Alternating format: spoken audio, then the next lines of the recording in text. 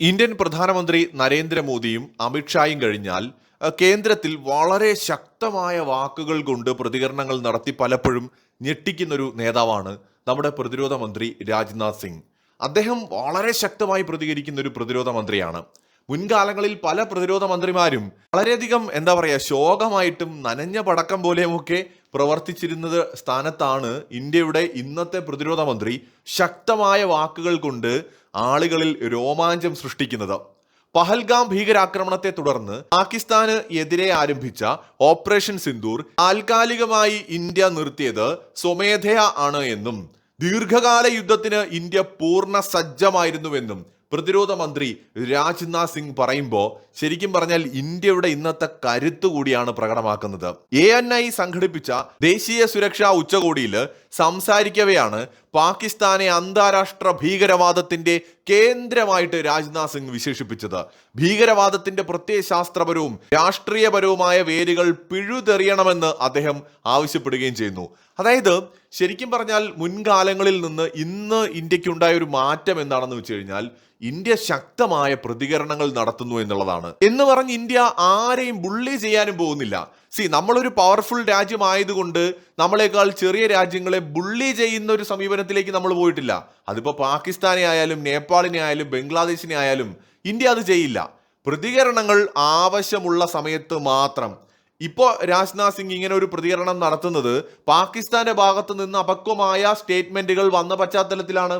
Operation സിന്ദൂറിനിടെ ഞങ്ങളെ ആക്രമിച്ചവരെ ഞങ്ങൾ കൃത്യമായി ലക്ഷ്യമിട്ടു. ഓപ്പറേഷൻ താൽക്കാലികമായി നിർത്തിവെച്ചത് ഞങ്ങളുടെ കഴിവുകൾ കുറഞ്ഞതുകൊണ്ടല്ല.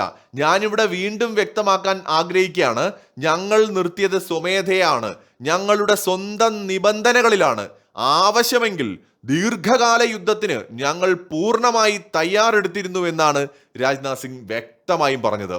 ഓപ്പറേഷൻ സിന്ദൂറിന് ശേഷം ഇന്ത്യൻ സായുധ സേന അവരുടെ കഴിവുകൾ വിപുലീകരിച്ചുവെന്നും അപ്രതീക്ഷിതമായ ആവശ്യങ്ങളിൽ അതിശക്തമായി പ്രതികരിക്കാനുള്ള ശേഷി ഇന്ത്യക്കുണ്ട് എന്നും വ്യക്തമാക്കുകയും ചെയ്തിട്ടുണ്ട്.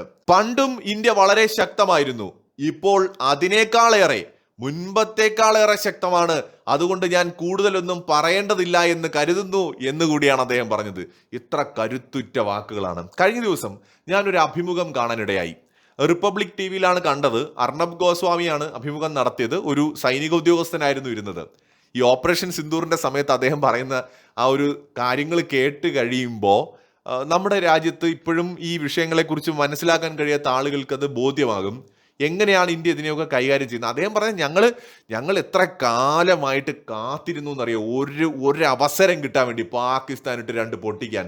ഞങ്ങൾക്ക് അങ്ങനെ ഒരു അവസരം കിട്ടി. ഞങ്ങൾ തുടങ്ങിയപ്പോൾ ഒരെണ്ണം വെളിയിലേക്ക് വന്നില്ല. അവർക്ക് എങ്ങനെയെങ്കിലും അവിടുന്ന് രക്ഷപ്പെട്ടാൽ മതി, മാളത്തിനകത്ത് കയറി ഒളിച്ചിരുന്നു എന്ന് ആ സൈനികൻ പറയുമ്പോൾ നമുക്ക് രോമാഞ്ചം വരും. അത് മാത്രമല്ല, അദ്ദേഹം പറയുന്നുണ്ട് റിട്ടയർഡായ സൈനികര്, ലീവിന് പോയവരൊക്കെ വിളിച്ച് ചോദിക്കുകയാണ്, ഞങ്ങൾ ജോയിൻ ചെയ്യട്ടെ, ഞങ്ങൾ റെഡിയാണ്, ഞങ്ങൾക്ക് ഇതിൽ ഭാഗമാകണം എന്ന് വെച്ചാൽ കുറെ കാലമായിട്ട് പാകിസ്ഥാനിട്ട് രണ്ടെണ്ണം പൊട്ടിക്കണം എന്നും പറഞ്ഞ് കാത്തിരിക്കുകയാണെന്നേ.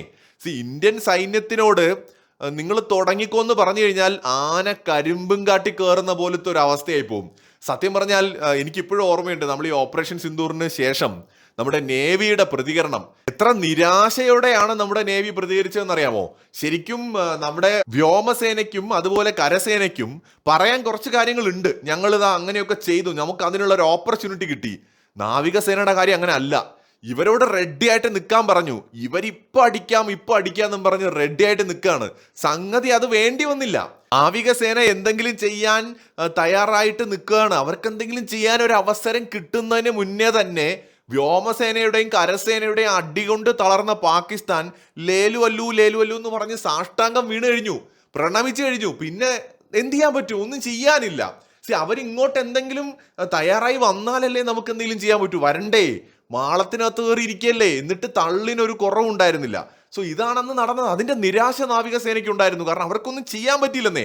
ഒരു റെഡി ആയി നിന്ന് ഇപ്പൊ പൊട്ടിക്കാന്ന് പറഞ്ഞിട്ട് അതിന് പാകിസ്ഥാനെ കിട്ടണ്ടേ. പാകിസ്ഥാൻ എന്തെങ്കിലും തരത്തിലൊന്ന് അനങ്ങിയാലല്ലേ എന്തെങ്കിലും ചെയ്യാൻ പറ്റുള്ളൂ. ഒടുവിലെ സാഷ്ടാംഗം പ്രണമിച്ചതുകൊണ്ട് നമുക്ക് താൽക്കാലികമായി നിർത്തി വയ്ക്കേണ്ടി വന്നു. പിന്നീട് ഇപ്പൊ കണ്ടില്ലേ പ്രസിഡന്റ് ട്രംപിന്റെ വാലെ തൂങ്ങി നടക്കുന്നത്. കാരണം പേടിയാണ്. അമേരിക്കൻ പ്രസിഡന്റ് കൂടെ ഉണ്ടെങ്കിൽ ഇന്ത്യ ഒന്നും ചെയ്യില്ല എന്ന് വിചാരിച്ചാണ് നടക്കുന്നത്. അങ്ങനെ പേടിച്ചുപോയി. ആ പാകിസ്ഥാൻ ഇപ്പോഴും തള്ളിന് കുറവൊന്നുമില്ല. മൈക്ക് കിട്ടുമ്പോൾ അസീം മുനീർ അങ്ങ് വെച്ച് കാച്ചും. അത് തന്നെയാണ് നമ്മുടെ പാകിസ്ഥാന്റെ പ്രൈം മിനിസ്റ്ററും ചെയ്യുന്നത്.